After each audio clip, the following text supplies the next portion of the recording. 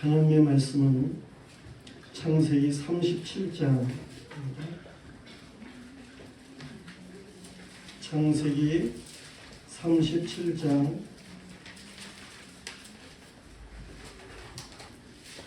18절부터 28절까지의 말씀을 공부하겠습니다.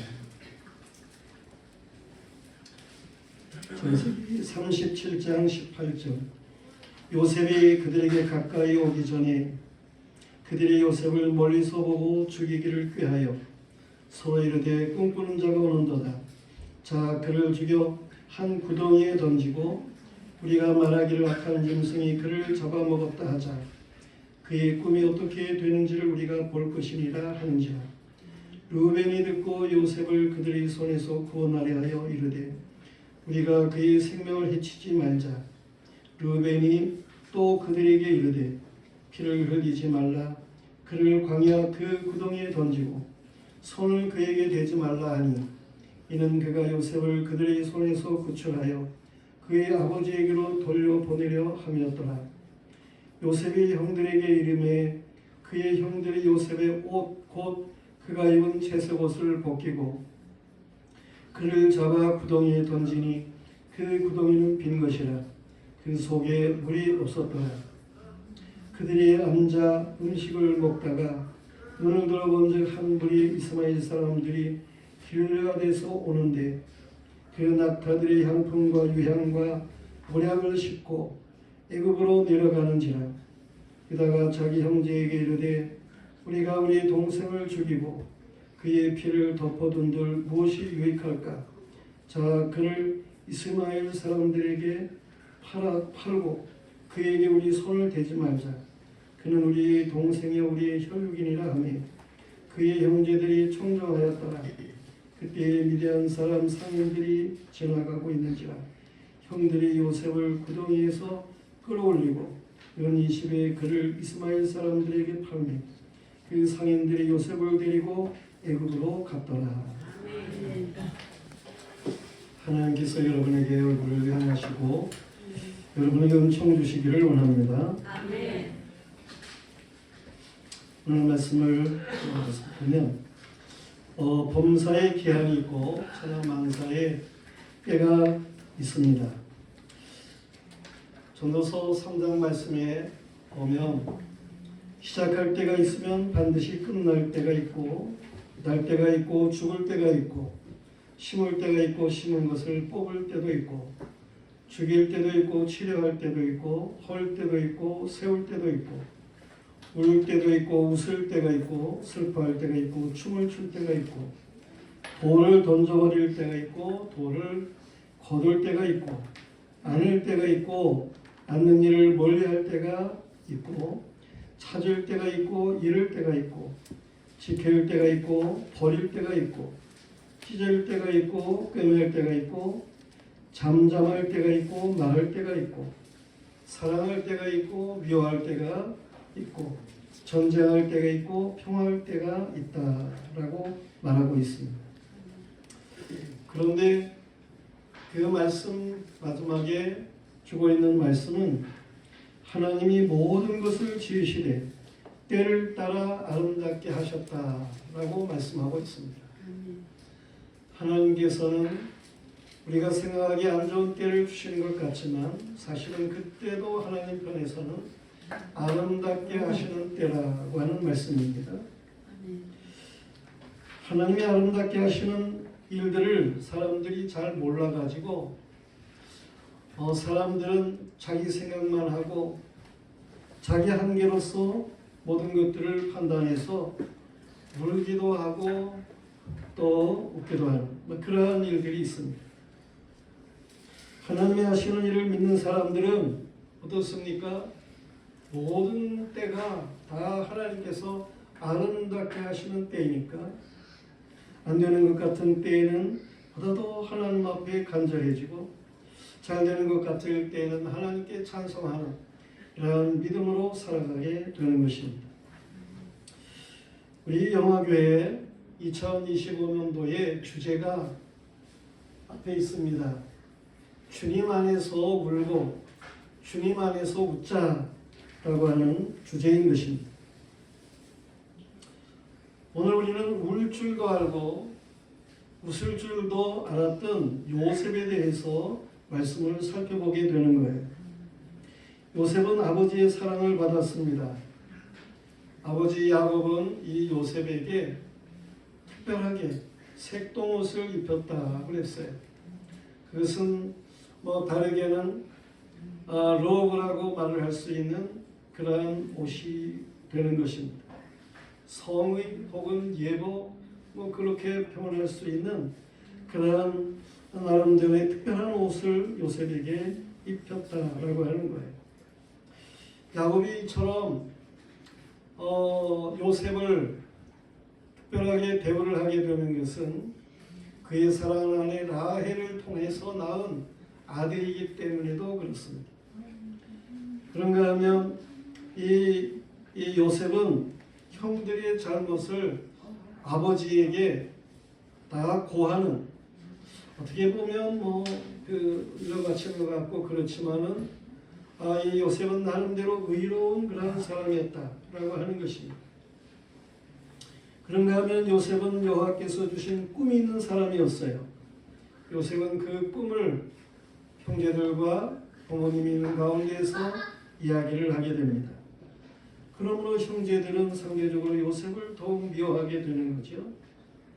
이러한 미움, 이것이 결국은 요셉을 죽이고 싶은 그러한 마음을 가지게 했다고 하는 거예요. 어느 날 요셉의 아버지의 심부름을 행하기 위해서 저 형제들이 양을 치고 있는 곳을 찾아가게 되는데, 그곳에서 더 멀리 가가지고 도단이라고 하는 곳까지 이 요셉은 형들을 찾아가게 되는 것입니다. 그런데 이 형제들은 요셉이 멀리 오는 것을 보고, 야, 저기 꿈꾸는 자가 온다. 저를 우리가 죽이고 어떻게 되는가 보자. 그렇게 저들은 계획을 가지고 결국 요셉을 잡아서 오늘 말씀이 있는 대로 부덩이에 던졌다고 하는 거예요. 그런데 얼마 있지 않아 가지고 애굽으로 장사하러 가는 이스마엘 사람들, 그들이 오는 것을 보고 이 요셉을 저들에게 팔아먹었다고 하는 것이죠.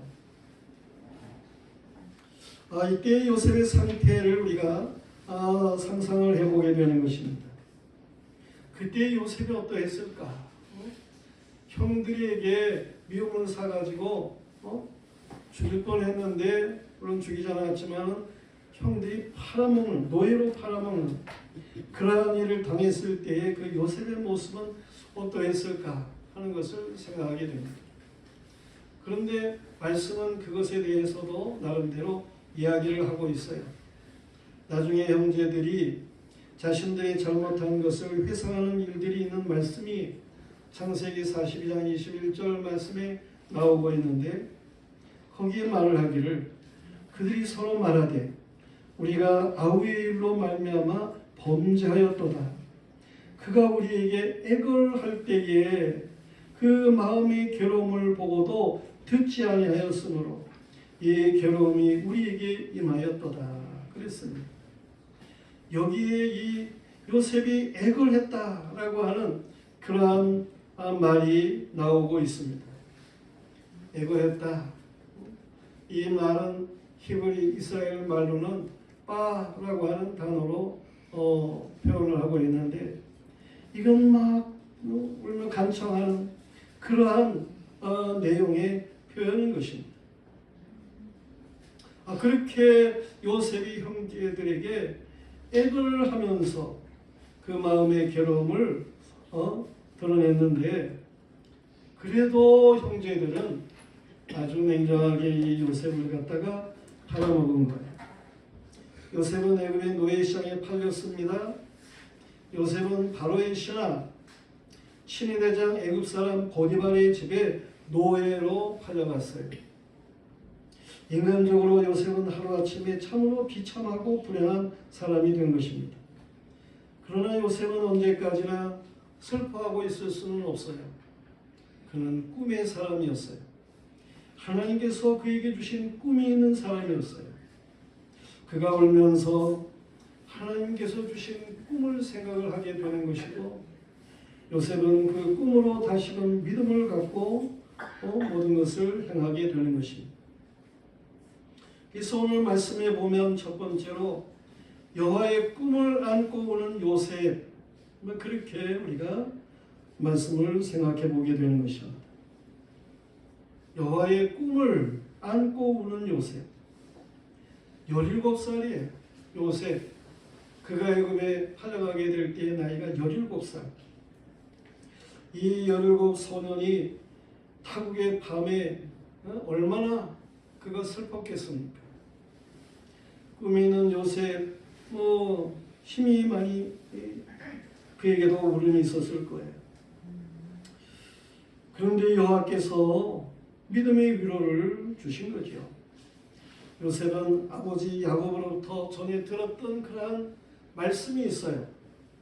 그 아버지 야곱이 형의 미움을 받아가지고 저 바다나람이라고 하는 것으로 도망을 쳤던 그러한 때가 있습니다. 그런데 그가 야곱이 루스라고 하는 곳에서 잠이 들었는데 그때 하나님께서 이 야곱에게 찾아오신 거예요. 땅에 닿고 하늘에 닿은 사닥다리로, 그리고 사닥다리 오르락내리락 하는 하나님의 사자, 그리고 그 사닥다리 꼭대기 하늘에서 들려오는 음성으로 삼위 하나님께서 야곱에게 역사하셨던 일이 있었어요. 야곱은 후일에 자식들에게 그 이야기 안 했겠습니까? 과거 하나님께서 나에게 이렇게 오셨고 나에게 함께 해주실 것을 말씀하셨고 하나님은 나의 삶에 함께 하셨고 모든 일을 도와주셨다 라고 하는 사실을 야곱은 아들들에게 말했을 것입니다. 특별히 요셉에게 는 하나님 이 아버지가 그런 모든 말을 했을 거예요. 그러므로 요셉, 그가 지금 애굽에 노예로 팔려가 있는 그러한 상황 속에서 아버지에게 함께 하신 그 하나님, 그 하나님께서는 나에게 꿈을 주신 하나님이시고 그 하나님은 나에게도 함께 하시는 하나님이시고 내 모든 하는 일에도 하나님은 함께 하실 것이다 라고 하는 이러한 믿음이 요셉에게 생겼던 것이죠. 여호와께서는 택한 백성을 버려두지를 않으십니다. 시편 139편에 말씀하고 있는 것처럼 여호와여 주께서 나를 살펴보셨으므로 나를 아시나이다. 주께서 내가 안고 일어섬을 아시고 멀리서도 나의 생각을 밝히 아시오며 나의 모든 길과 내가 눕는 것을 살펴보셨으므로 나의 모든 행위를 익히 아시오니 여호와여 내 혀의 말을 알지 못하시는 것이 하나도 없으시니이다. 주께서 나의 앞뒤를 둘러싸시고 내게 안수하셨나이다. 이 지식이 너무 기이하니 높아서 내가 능히 미치지 못하나이다. 내가 주의 영을 떠나 어디로 가며 주의 앞에서 어디로 피하리까? 내가 하늘에 올라갈지라도 거기 계시며 서울에 내 자리를 펼지라도 거기 계시니이다. 내가 새벽 날개를 치며 바다 끝에 가서 거주할지라도 거기서도 주의 손이 나를 인도하시며 주의 오른손이 나를 붙드시리이다. 내가 혹시 말하기를 흑암이 반드시 나를 덮고 나를 두른 빛은 밤이 되리라 할지라도 주께서는 흑암이 숨기지 못하며 밤이 낮과 같이 비추이 나니 주에게는 흑암과 빛이 같음이니이다. 여호와 하나님은 천지를 창조하신 분이셔요. 천지의 모든 것들을 주관하시는 하나님이신 거예요. 그 영은 온 우주의 편재에 역사하시는 전능하신 하나님이신 것입니다. 하나님을 믿는 사람들은 어느 곳에 있으나 하나님 앞에 있다라고 하는 사실을 분명하게 해야 하는 것입니다. 요셉은 가족과는 떠나 있으나 자신이 하나님 앞에 있다는 것을 분명히 알았어요. 그러므로 모든 행동에 하나님의 뜻을 따라 신실하게 행하는 것입니다. 하나님 앞에 사는 요셉은 물론 울기도 했지만 찬송하며 일어섰음이 분명합니다. 요셉은 하나님의 사람으로 하나님이 주시는 지혜가 있었습니다. 주인이 무슨 일을 맡기면 하나님이 주신 지혜로 그 일을 감당하는 거예요. 진실하게 범사에 적극적이고 긍정적으로 살아가는 요셉을 보는 주인에게 요셉은 은혜를 입는 것입니다. 애굽 사람 보디발이 요셉의 그 본이 충성되게 여기 충성스럽게 행동하는 거예요. 그래서 가정의 총무를 삼았어요. 모든 종들을 다 다스리고 가정 재반사를 다 주관해서 행하는 총무가 되도록 그렇게 일을 시켰다고 하는 것입니다. 여호와께서 요셉을 도와주셔서 요셉이 맡고 있는 주인집과 밭의 모든 소유에 복을 주시는 거예요. 그러니 뭐 주인은 요셉을 더 좋아하죠. 성도들이요, 우리는 언제나 여호와 하나님 앞에 있음을 알아야 하는 것입니다. 요셉과 같이 울 줄 알아야 하고 요셉과 같이 웃을 줄 알아야 하는 것입니다. 종으로 부름을 받았습니까? 성경에 그런 말씀이 있어요. 종으로 부름을 받았느냐? 아, 그냥 종으로 있어라. 주 안에서 신실하게 그냥 살아라.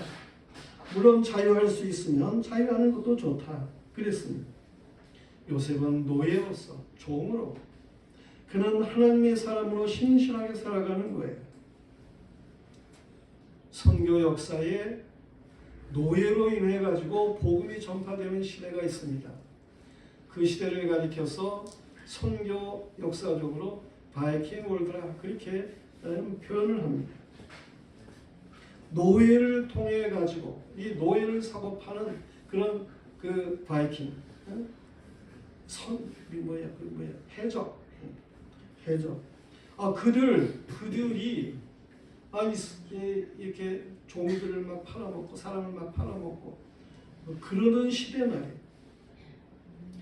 하나님의 특별한 간섭이지만 이렇게 노예들이 믿음을 가졌던 노예들이 그들이 팔려가 가지고 믿지 않은 주인 그 집에서 믿음을 가지고 신실하게 행동을 하는 거예요. 그래서 주인이 믿음을 가지게 되던 그러한 시대, 그 시대를 가리켜서 선교사 쪽으로 바이킹 월드라 그렇게 얘기를 하게 됩니다. 그런데 그때 당시에 노예 장사를 하던 존 뉴턴이라고 하는 사람이 있습니다. 그 사람이 변화를 받게 되는 거예요. 예수 그리스도 안에 믿음을 가지게 되는 거예요. 그래가지고 지은 그러한 찬송이 305장 어메이징 그리스 나 같은 죄인 살리신이라고 하는 그러한 찬송의 작사를 가지게 되는 것입니다. 믿는 자는 믿지 않는 사람에게도 인정을 받는 그리스도인으로 살아야 하는 것입니다. 우리는 어떠한 형편에 있든지 하나님께서 나와 함께 하신다 라고 하는 사실을 분명하게 해야 하는 것입니다. 그래서 요셉과 같이 울기도 하지만 또한 요셉과 같이 웃을 줄도 알아야 하는 것입니다. 오늘 두 번째 생각할 수 있는 말씀은 여호와로 주신 꿈으로 웃는 요셉입니다. 먼저는 우는 요셉을 생각했습니다만 이제는 웃는 요셉을 생각할 수 있습니다. 요셉이 애굽에서 생활한 지가 한 10년 됐습니다. 17살에 잡혀갔으니까 27살쯤 된 거예요. 10년이면 강산이 변하는 거 아니에요? 요셉의 마음도 변할 수도 있겠지만 애굽에서 노예로 사는 요셉은 그 믿음의 변함이 없었습니다. 하나님을 섬기는 요셉, 지혜로운 요셉, 노예의 심으로 살면서도 마음과 태도가 반듯한 27살의 청년인 거예요. 요셉은 주인의 총애를 받기에 단정한 옷도 입고 있었고 또한 보디발의 모든 일꾼들이 요셉의 말을 따라 움직이는 일이기도 하고 이 요셉은 지도력을 갖춘 참으로 멋있는 그러한 청년이었다라고 하는 것입니다. 이러한 청년 요셉에게 음욕을 품고 바라보는 여인이 있었어요. 그가 바로 보디발의 아내였습니다. 바로의 친위대장 보디발은 나이가 많은 사람일 수 있습니다. 이 보디발은 권력을 가진 사람으로 그의 아내를 젊은 그러한 여인을 두었을 수 있습니다. 돈과 사치 허영에 사는 보디발의 아내는 멋있는 청년 요셉과 동침하기를 원했던 거예요. 요셉을 보면 눈짓을 했습니다. 그리고 동참하기를 정하는 그러한 일이 있어요. 세상에는 이러한 유혹이 많이 있습니다. 오늘날은 말세의 주말이어서 더욱 성적인 타락이 기승을 부리는 때에 세상에서는 동성애자들도 부끄러운 줄 모르고 거리를 활보하고 이런 사람들을 용기 있는 사람같이 부추기는 영리적인 세상이 되어 있어요. 영리적인 세상이라고 하는 것은 거꾸로 가는 세상이다. 그런 얘기입니다. 그렇게 잘못하고 있는 사람들 뭔가 그들을 갖다가 부추기는 그러한 세상 말이에요. 요셉은 이 보디발의 아내의 유혹을 믿음으로 이기는 그러한 청년임을 볼 수 있어요. 요셉은 보디발의 아내에게 그녀가 얼마나 귀중한 존재인가 하는 것을 말해줍니다. 보디발은 자기 집안의 모든 것을 요셉의 손에 맡겼어요. 그런데 요셉의 아내만큼은 요셉에게 맡긴 게 아니에요. 그러니까 이 남편이 얼마나 그 아내를 귀하게 여기나 하는 것을 알 수가 있는 거죠. 요셉은 그 사실을 그 여인에게 말해주는 거예요. 당신은 귀한 존재다라고 하는 거죠. 사람들은 자신이 얼마나 귀한 존재를 알지 못하는 사람들이 많습니다. 하나님께서 사람을 만드실 때에는 천하보다 귀하게 만드셨다니까요. 공주나는 새, 드레핀 백합화보다도 더 귀하게 만드신 거예요. 세상에 둘도 없는 똑같은 사람이 없어요. 쌍둥이도 똑같질 않아요. 세상에 둘도 없는 그러한 아주 유일한 존재로 하나님이 각자를 만드시는 겁니다. 각자에게 특별한 사명을 갖게 하고 살아가게 하시는 것입니다. 그런데 이 귀중한 자신을 헌신짝처럼 내팽개치려고 하는 사람들이 많다는 사실이에요. 자학하여 죽고자 하는 사람도 있고 술 취하고 방탕한 가운데 자신을 돼지처럼 더러움에 내팽개치는 사람도 있고 음란한 죄악으로 음지의 삶으로 점점 숨어 들어가는 이러한 사람들이 많습니다. 이거 얼마나 어리석은 일인가요? 요셉은 보디발의 아내에게 그걸 말해준 거예요. 뿐만 아니라 요셉은 보디발의 아내에게 동심하자고 하는 것은 이거는 큰 죄라고 하는 것을 말해주었습니다. 요셉은 보디발의 아내를 취하는 것은 보디발에게도 죄를 짓는 것이지만 보다 하나님께 죄를 짓는 것임을 말해주었어요. 하나님께서는 남자와 여자를 만드신 거 아닙니까? 여자는 여자대로 남자는 남자대로서의 구실을 하며 살아가도록 만드신 거예요. 그리고 이들을 짝을 지어 결혼을 하게 하고 이 결혼한 사람은 죽음이 갈라놓기 전에는 갈라서서는 안 되는 그러한 삶을 살도록 하나님이 하시는 거 아니에요? 이 부부로 사랑하며 자녀를 낳고 믿음의 사람들로 자녀를 기르고만 부부가 힘을 합쳐서 하나님이 기뻐하시는 일들을 감당해 효과적인 삶을 살아갈 수 있도록 그렇게 하나님이 하시는 거 아닙니까? 결혼한 사람이 다른 여자 혹은 다른 남자를 음행으로 상대하는 것, 이것은 하나님의 법칙을 어기는 큰 죄악이다. 그런 얘기입니다. 그걸 요셉은 그 보디발 아내에게 말해준 거예요. 그런가 하면 요셉은 죄를 범한 상황을 멀리 했어요. 27살 피가 끓는 청년인데, 그런데 요셉이 여인의 정장을 말해주고 음행한 하나님께 죄악이라는 사실을 말해주고 그 여인이 그래도 계속 유혹을 하게 될 때에 그 여인과 함께 있지를 않는 그러한 요셉이었다는 거예요. 죄악의 자리를 피하는 것이 상책이라는 거죠. 요셉이 여인을 피하려고 하지만 한 집에 있으므로 부닥치는 경우가 많게 됩니다. 그러던 어느 날에 여인이 요셉을 계획적으로 그렇게 이제 붙잡고 늘어지는 그러한 일이 있게 되었어요. 요셉이 뿌리치고 나오려도 옷을 붙잡고 늘어지는 거야. 그러니까 그냥 옷을 벗어 던지고 뛰쳐나왔다니까요. 그러자 여인이 큰 소리로 사람들을 불러가지고 이 요셉의 옷을 보이면서 이 요셉이 나를 겁탈하려고 들어왔다고 그렇게 말하는 거 아닙니까? 모함을 하는 거죠. 불륜이라고 하는 것은 그런 겁니다. 말로 사랑한다고 하지만 상황이 바뀌면 철저하게 미워하는 거예요. 보디발의 아내는 남편이 집으로 돌아오자 요셉을 모함을 했어요. 보디발은 얼마나 분노했겠습니까? 믿었던 도끼에 발등이 찍힌 격이니까 말이에요. 그러나 한편 설마 요셉이 그런 범죄를 했을까? 이 요셉의 신앙적 인격을 생각하게도 되고 그렇습니다.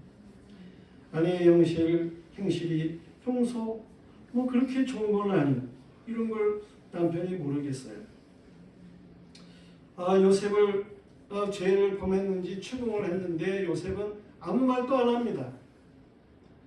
왜냐하면 그 보디발의 가정의 평안을 위해서. 보디발은 요셉을 죽일 수도 있었지만은 옥에 가두는 거예요. 옥에 가두는. 요셉은 억울하게 옥에 갇혀서 또 얼마나 그가 울고 기도했겠습니까? 그런데 여호와께서 요셉을 인도하시는 일이 참으로 오묘해요. 나중에 보면 여호와의 인도하심이 참으로 놀랍습니다. 요셉은 그 길을 잘 몰랐지만 언제나 하나님 중심으로 믿음 안에서 살았으므로 하나님의 놀라운 계획이 있을 것이다. 그는 그렇게 믿고 참는 거예요. 요셉은 감옥에서도 하나님의 섭리를 생각하면서 충성스러웠습니다. 그래서 요셉은 감옥에서도 총무를 하는 거예요. 총. 그런데 그 감옥에 이 애국왕 바로의 신하, 술 맡은 관원장, 똥 맡은 관원장이 왕에게 미움을 받아가지고 그 감옥에 갇히게 되는 거예요. 요셉이 총으로 있는 그 감옥에 말이에요. 그런데 하루는 요셉이 저들을 보니까 얼굴에 근심빛이 있어요. 그래서 왜 그러냐고 물어봤지요. 꿈 얘기를 하는 거예요. 요셉은 이 꿈의 해석은 하나님께 있습니다. 자신에게 꿈을 주신 이가 하나님이시니까. 그래서 당신들의 준 꿈도 뭔가 그 해석이 하나님께 있습니다. 하나님은 그 못 아시는 것이 하나도 없으십니다. 하나님께서 꿈의 모든 것들을 다 주셨을 터이니까 그 꿈의 해석도 하나님께 있습니다. 이 사실을 요셉이 말하는 거예요. 그처럼 요셉은 하나님의 주권을 믿는 그러한 믿음의 사람인 거예요. 술 맡은 관원장이 그가 꾼 꿈을 요셉에게 말을 해요. 요셉이 그 꿈을 해석해 줍니다. 3일 후면 바로의 생일인데 당신이 다시금 복직하게 될 꿈입니다.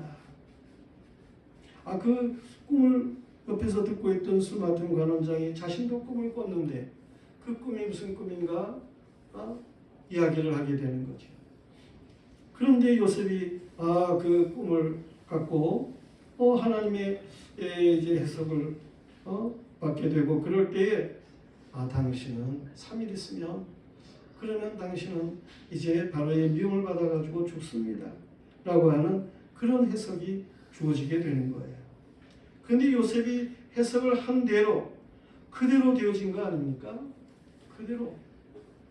하나님이 요셉을 사랑하시고 하나님의 놀라운 뜻을 나타내 주시고 그래서 요셉이 해석한 대로 그대로 다 되어진 거예요. 술 맡은 관원장에게 당신 꿈을 이렇게 해석을 해줬고 당신은 복직할 테니까 살아서 왕에게 다시금 이제 수령들게 되고 그럴 때 좀 내 처지를 알아주세요. 요셉이 그렇게 부탁을 했어요.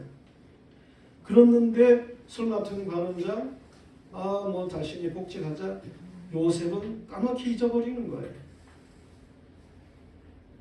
그런데 사실은 그것도 다 하나님의 섭리예요.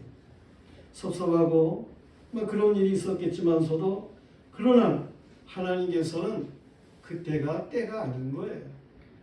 하나님이 요셉을 뭔가 통해서 일하고자 하는 그러한 때가 있었던 거예요.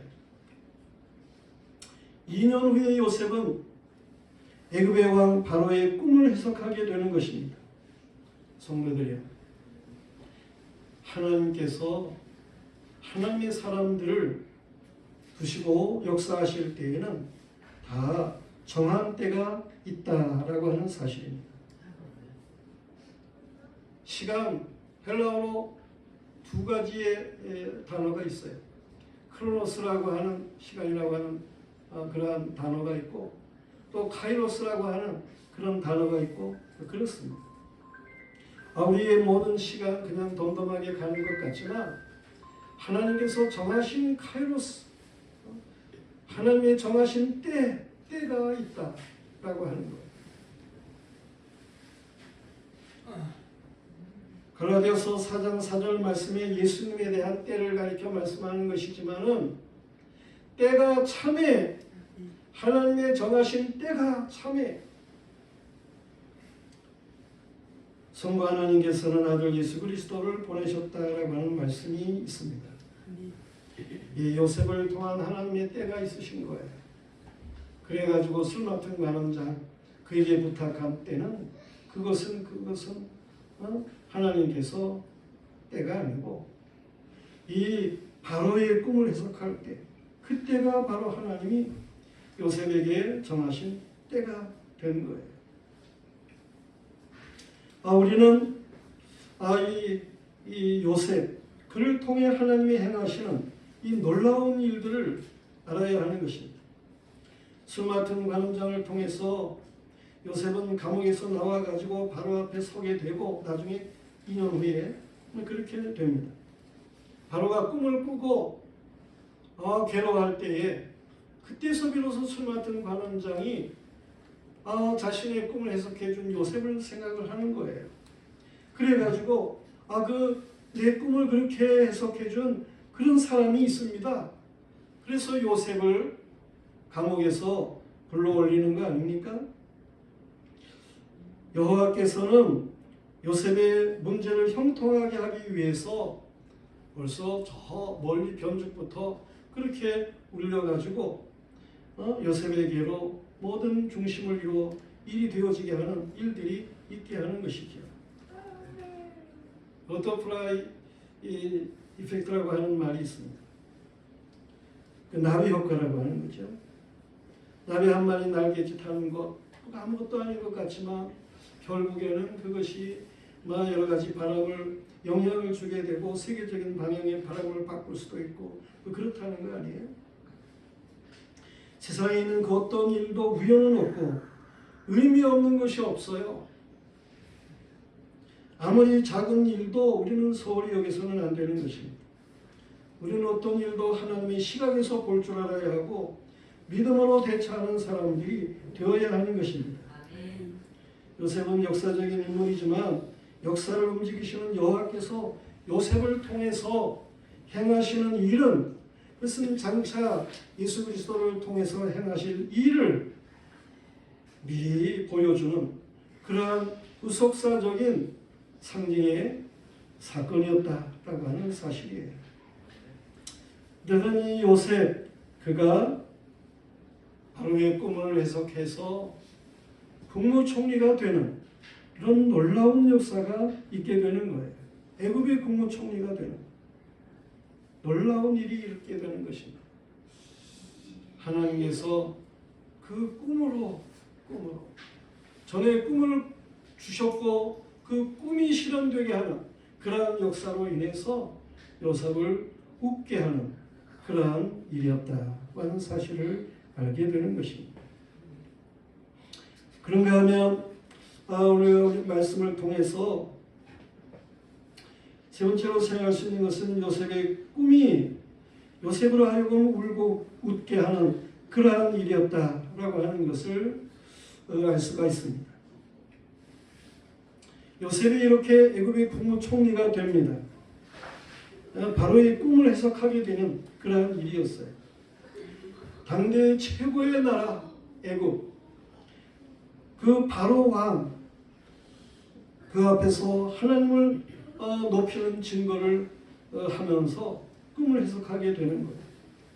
평소 같으면 어림도 없는 증거를 요셉은 자연스럽게 말을 할 수가 있었습니다. 하나님께서 바로에게 평안한 대답을 하시리이다 말을 하면서 요셉은 담대한 믿음을 갖고 하나님이 주시는 깨달음을 통해서 말을 하게 되는 거예요. 앞으로 7년간 흉년이 있을 것입니다. 그리고 7년간 흉년이 있게 될 것입니다.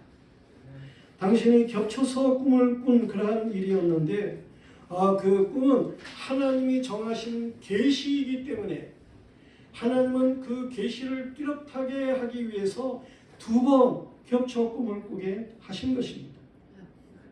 애굽의 지혜로운 자를 세워서 하나님의 정한 때를 대처하도록 바로에게 갈 길을 제시하기도 했습니다. 이 요셉이 꿈을 해석하는 것을 바로가 듣고는 요셉보다 더 지혜로운 사람이 없는 것 같아요. 그래서 이 요셉을 애굽의 국무총리를 시킨다니까요. 바로 왕이 볼 때 요셉 같은 지혜로운 자가 없습니다. 요셉의 지혜는 여호와께서 주신 것이기 때문에 그렇습니다. 여호와께서 행하시는 일이 얼마나 드라마틱한지, 정말 하나님의 행하시는 일을 영적인 눈으로 바라보게 될 때에 하나님은 얼마나 놀라우신지 말이에요. 그 시대의 중동에는 기근이 들었고 요셉의 지혜로 애굽 왕정에 양식이 넘쳤습니다. 요셉의 형제들 양식을 사러 애굽에 내려갔잖아요. 그들을 알아본 요셉은 형제들 모르게 자신을 숨기게 되고 친동생 베냐민을 데려오게 하기 위한 그러한 생각을 갖고 형제들을 정탐꾼으로 몰게 됩니다. 이 사실을 모르는 형제들은 전에 요셉의 일로 인해서 자신들이 이런 해를 당한다, 자신들끼리 이야기를 하는 거예요. 이 요셉이 자기들이 형제라는 것은 꿈에도 생각을 못하는 거죠. 그 요셉이 애굽 왕과 같이 이렇게 그 모자를 쓰고 있었기 때문에 그렇습니다. 이 고브라 형상과 같은 그런 탈을 쓰고 있었기 때문에 국무총리로서 그래가지고 형제들이 알아볼 수가 없는 거예요. 요셉은 뉘우치는 저들의 말을 듣는 거지요. 우리가 그때 그 동생 그 애걸할 때 그 도와주지를 않아가지고 그 말을 듣지를 않아서 우리가 이렇게 잘못해가지고 이런 일이 우리에게 오늘날 생기는 거야. 이런 말을 하게 될 때 말이에요. 이 형제들이 이 자신들끼리 말하는 그러한 말을 들으면서 요셉은 숨어서 우는 거예요. 요셉의 후위로 시몬만 갇히고 형제들은 양식을 사가지고 고향으로 돌아가 사온 것을 다 먹게 됩니다.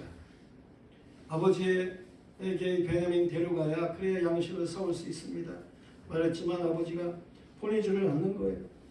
그러다가 양식이 다 떨어지니까 할 수 없어서 이제 베냐민을 같이 보내게 되는 거죠. 요셉은 이번에는 베냐민을 도둑으로 몰아서 베냐민만 잡아놓으려고 하는 거예요. 그런 계략 안에 이제 유다가 요셉에게 말을 하게 되는 말이 있습니다. 사실은 이렇게 우리가 가족이 이렇고 먼저 12형제 중에 하나를 잃어버렸고 또 이 아들 베냐민을 갖다가 잃어버리면 그러면 야곱은 흰머리로 울며 죽습니다. 그러니까 나를 대신 잡아놓으세요. 그리고 이 베냐민은 보내세요. 그러면서 유다가 말을 하게 될 때에 요셉이 얼마나 감동이 되겠어요. 그래서 요셉은 만감이 교차하는 가운데 그동안에 억제했던 가족애가 그냥 폭발하면서 큰 소리로 울게 되었다고 하는 거 아니겠어요? 요셉이 얼마나 크게 울었는지 그 울음소리가 애굽 사람들에게 들리고 애굽 왕궁에도 막 그 일이 알려지게 되고, 요셉이 형제들에게 자신의 정체를 알리게 되는 일이 있게 됩니다. 형제들이 얼마나 어안이벙벙했겠어요. 형제들은 꿈에도 이런 일이 있으라고는 상상도 못한 거예요. 요셉은 놀라서 말을 하지 못하는 형제들에게 가까이 오게 하고 자신이 확실히 요셉인 것을 저들에게 알게 하는 것이지요. 그러자 형제들이 이제 비로소 끌어안고 울게 되는 그러한 일이 있습니다. 그리고 요셉은 앞으로 있을 형제들에게 말을 하게 되는 거예요. 요셉은 하나님의 계획을 말을 했습니다. 당신들이 나를 이곳에 팔았다고 해서 근심하지 마세요. 한탄하지 마세요. 하나님이 우리 생명을 구원하시기 위해서 나를 당신들보다 앞서 보내신 거예요. 그것이 창세기 45장 5절에 나오는 말씀입니다. 형제들에게 원한을 갖고 죽이려고 하고 그러는 게 아니고 하나님의 섭리를 말을 하는 거예요. 하나님이 우리 가족을 살리기 위해서, 그리고 우리를 통한 민족을 살리기 위해서 하나님이 당신들보다 나를 앞서 애굽으로 보내신 거예요. 하나님의 행하시는 일은 참으로 놀랍습니다. 17살의 요셉에게 꿈을 주시고 장래를 소망하게 하시더니 연극 같은 연출로 그 꿈을 실현시키신 거예요. 요셉의 꿈은 22년이 지난 요셉의 나이 39살에 그 꿈이 실현이 되었습니다. 이처럼 여호와 하나님은 미리 계획을 하시는 하나님이에요. 그리고 그 모든 것들을 꿈으로도 또한 말씀으로도 계시하시는 하나님이셔요. 그리고 하나님이 계시한 모든 계시는 그대로 성취되게 하시는 하나님이신 거예요. 모든 것이 하나님의 뜻대로 되어지는 것입니다. 하나님의 계시의 말씀은 틀림없이 성취됩니다. 우리는 하나님의 말씀에 믿음을 걸어야 하는 거예요. 그럼 믿음을 가지고 우리는 안식할 수 있어야 하는 것입니다. 하나님이 이루시고자 하시는 일을 위해서 요셉은 형제들에게 미움을 받기도 하고 죽임을 당할 것 같은 위기도 있었고 노예로 팔려 애굽에서 종살이도 하고 모함을 받아 감옥에 들어가기도 되었고 수많은 밤을 수없이 울었을 것입니다. 그런데 여호와 하나님의 행하시는 모든 일이 이처럼 극적인 것은 궁극적으로 행하시는 구원의 역사가 예수 그리스도 안에서 성취되는 것임을 이걸 보이는 그런 일이기도 했다. 그런 얘기입니다. 하나님은 역사에 예수 그리스도를 중심에 두시고 역사를 움직이셔요. 과거에 예수님 오시기 전에 있는 역사를 통해서 하나님이 어떻게 일하실 것인지 장차 그리스도 안에서 어떻게 일할 것인지를 그 역사를 통해서 뭔가 간접적으로 보여주는 그러한 일들이 있으시다. 그런 얘기입니다. 예수 그리스도 오신 이후에 살아가고 있는 모든 사람들에게 예수 그리스도를 통해서 이루신 이 놀라운 하나님의 구속이 우리의 삶에 어떻게 전개되는지 그것을 또한 하나님께서는 보여주고 계시는 것입니다. 우리는 예수 그리스도를 중심에 역사의 중심에 두고 하나님의 행하시는 이 알파 오메가의 구속사를 볼 줄 아는 믿음의 눈을 가져야 하는 거예요. 성도들은 이 구속사를 알아야 하는 것입니다. 지금 당하는 울게 되는 고난도 아니에요. 장차 나타날 웃게 될 영광에 좋게 비교할 수가 없는 것입니다. 요셉은 형제들을 용서했습니다.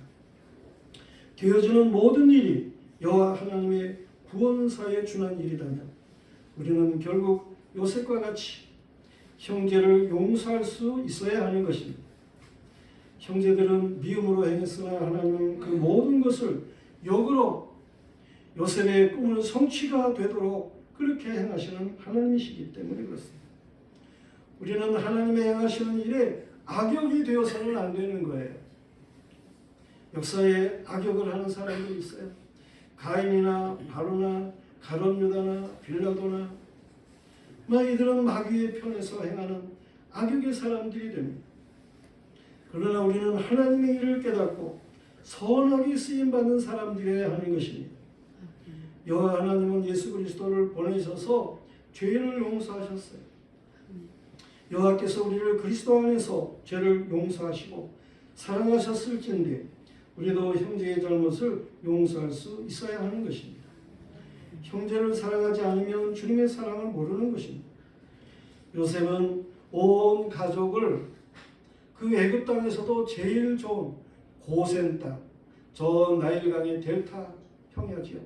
그곳을 거기에 살게 하는 거예요. 요셉은 남은 기근이 5년임을 형제들에게 알리고 온 가족이 애굽에 내려와서 그 나일강 삼각주 거기 고센 땅에 살기를 원했습니다. 고센 땅 좋은 지역. 그렇게 그 가족들이 결국에는 애굽에 내려와 고센 땅에 살게 되면서 그 야곱의 가족이 번성하게 되는 놀라운 역사가 있게 되고 궁극적으로는 이 야곱의 번성한 그 자손들이 결국 이스라엘 민족이 되는 거예요. 요셉이 가족을 생각하는 일은 마치 주님이 이 땅의 교회를 생각하여 주시는 배려와 같은 그러한 일들인 것입니다. 결론적인 말씀은 많은 슬픔의 날을 여호와 앞에서 울었던 그 요셉은 궁극적으로 여호와 앞에서 웃는 날이 있었다라고 하는 사실입니다. 주님 앞에서 울면 주님께서는 틀림없이 주님 앞에 웃는 날이 있게 하시는 하나님이시다라는 사실입니다.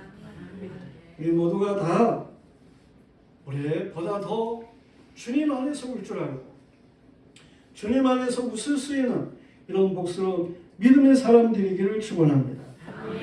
하나님의 역사를 여러분을 중심 삼고 움직이시는 이런 복스러운 믿음의 사람들이기를 주님의 이름으로 축원합니다. 일어나셔서 저희는 찬송 괴로울 때 주님의 얼굴을 보내는 찬송을